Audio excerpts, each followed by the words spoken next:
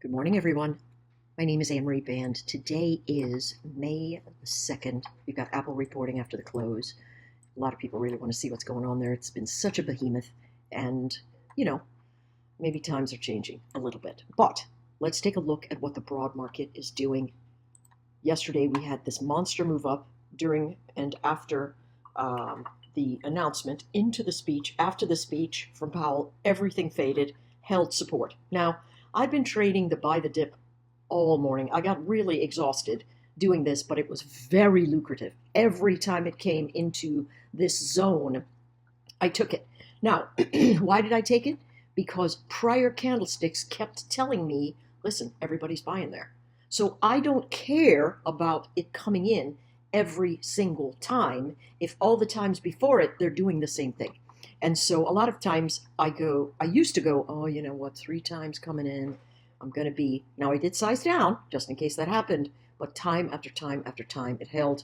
And the resistance at 50.62 got taken out in the pre-market, and the pre-market buyers have been bullish on the way up.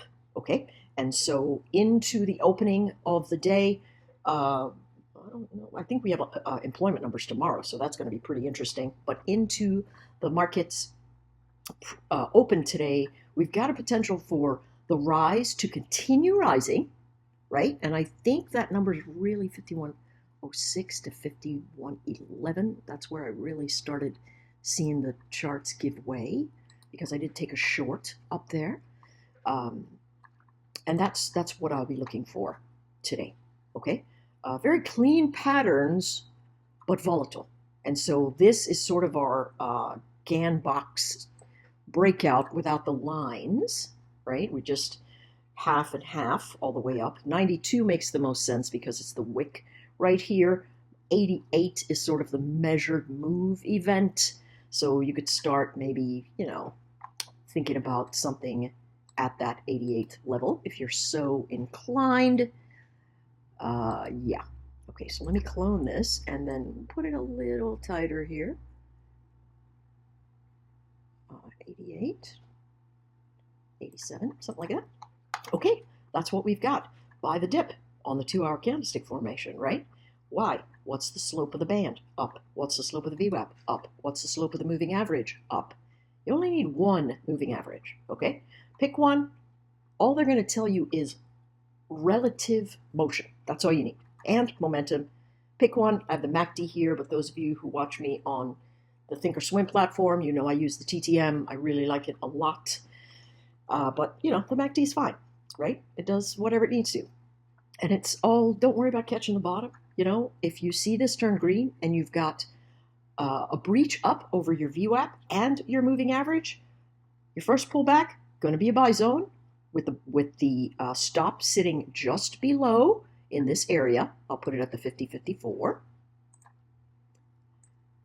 right? Because that's the little baby box. And up above that 50.54, move to the upside.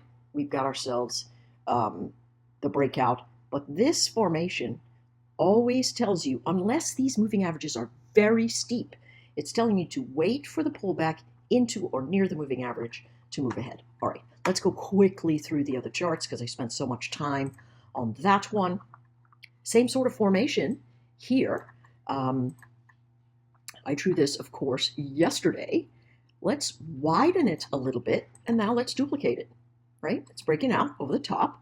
So let's clone it, and then we'll put it up here. And look at how nicely it's matching. Absolutely beautiful. Could it come into the upper edges? Look at where this came in. There was our marker at 17,770-50. Started fading right after that. Really quite beautiful. This formation is sitting in, let's move this line down. Gives it a little more traction. 528 is approximately that space. We're going to duplicate this or clone. I like to use the word clone here. And we're going to move it to the smaller formation there. There's a minor gap, but we'll put it right there at the 476. And then, of course, we've got one more line in case it gets very choppy. It moves here. Okay, now, what is the Fed going to do? I don't know, but the pre-market action is bullish. So the traders are going to have to say, all right, I got to either push this so it remains bullish or clip it at the resistance zone. And there's a wick right above here at 632. A lot of folks talking about that 632, especially on Top Step TV, where you can see me trade live today on YouTube channel. Just look for Top Step. And I'll be trading live from 9:30 to 12 with the team, right? We're running a house account, and we'll see how that goes. Everything looks to me like a buy the pullback event. I will collapse into the 15-minute chart and simply watch momentum and trend. If it gives me a range, I trade the range. If it gives me a trend, I'll trade the trend. Let's take a look at oil. Now, I've been talking about 79 as a target zone for a while. 79.30 was a great space where the chart tried to hold and collapsed, right?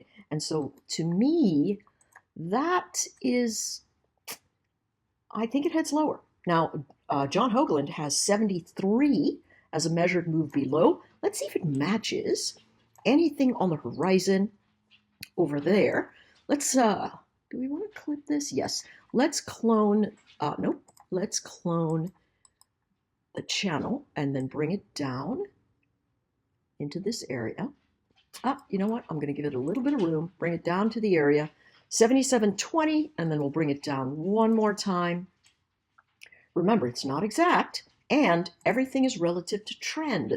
So that's really what we want to work on. I don't see 73, but he does believe a head and shoulders pattern is potentially in motion. What am I looking at? Well, 79 has been a number I've been calling a long time. 79.30 is where price action likes to stand. Then the formation that says, hey, 79, and then the bounce back into 80. 80 is a very psychological level for oil. If it breaks definitively, I think that 73 is on track. Today, we're looking at resistance right at that 79.90, but also support. And let me duplicate one more time. The support is right there at our 79.25 to 79.30. Okay, so that's what we've got going on there. Pretty messy, but it could bounce. It definitely could bounce. Taking a look at the RTY very quickly, right? We know this line's been an alert line forever. The chart really took off. Interesting that small caps took a bounce here. I feel like that can't possibly be real because it's higher for longer. And these guys have been waiting on the interest rates to fade for a week of Sundays. So that's going to be a dog event, I'm sure. So in any case, that's what we're looking for the RTY. I do think we come into, here's the baseline in the overnight, 2005. If we hold it, great. If not, I think this heads back to 1990. All right. Now that we're done with that, let's take a look at the YM. We do love the YM. It's been a very interesting chart to watch. Let's go to the daily, have a peek at that.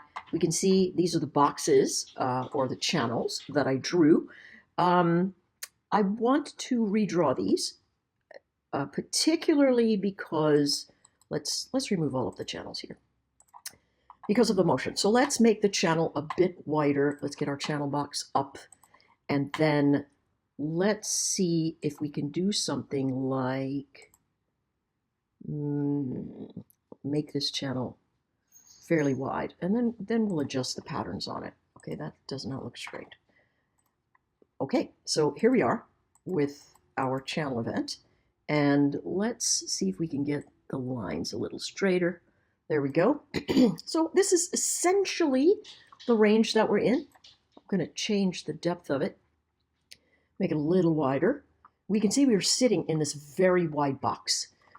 A lot of lines here. Now, really, we can remove. We can remove this one. And I think we can keep that one, but I think we can remove that one also, right? So this big edge is what we're in. We bounced right off the bottom, and we didn't gap up, but it is sitting up above that area. Let's take a look at our 2-hour formations. We can see it's doing the same thing. It doesn't have as much range. That's interesting as the broad market, right? We've got definitive slope up there. Here, it's flat. Volatility bands are flat, so we want to wait for the dip to engage.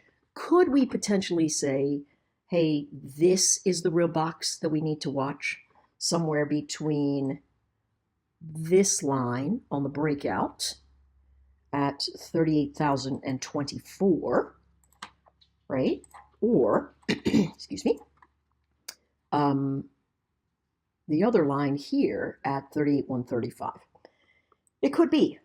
It definitely could be. It's not as clean as the other charts. And so let me clone this one and let's just pay close attention to the pullback at 38,126. See if it holds. And you know how to see if something holds. You collapse into the smaller moving averages. You wait for it to fail to head lower. And then once above that moving average, you can move into the higher zones. So right now the chart's trying to get above this area of 250. You can't quite do it. We might see a little bit of a messy patch today, potentially congestion. I literally have no idea what the charts are going to do. I'm just looking one step in front of me with these candlesticks. The price action is absolutely atrocious. Last thing, my thought here for gold is that it continues to fade as the dollar holds its strength. And in that fade, we could come right back into this great big channel that we've seen time and time again, right? We're here at the bottom of the channel. Could the traders buy here? You betcha, right? They could also fade. So what we want to do is watch for the behavior, because this could be a good bounce zone, right? Off of the regions. But the way we have to find that is to collapse all the way down into our 5-minute. And in that 5-minute, we're going to see, am I failing to head lower? So far, it looks potentially like a yes, right? So this could be a very nice bounce, and then you just walk it up the chain. Where's the last time it was resistance and support? Well, that's going to be 12. If it gets there, take some off, hold it, bring your stop down, or bring your stop up, whichever way, and then just walk it up the chain. All right, everyone, that's it for me today. I'll see you on Fast Markets and the Benzinga Pro platform. All the best.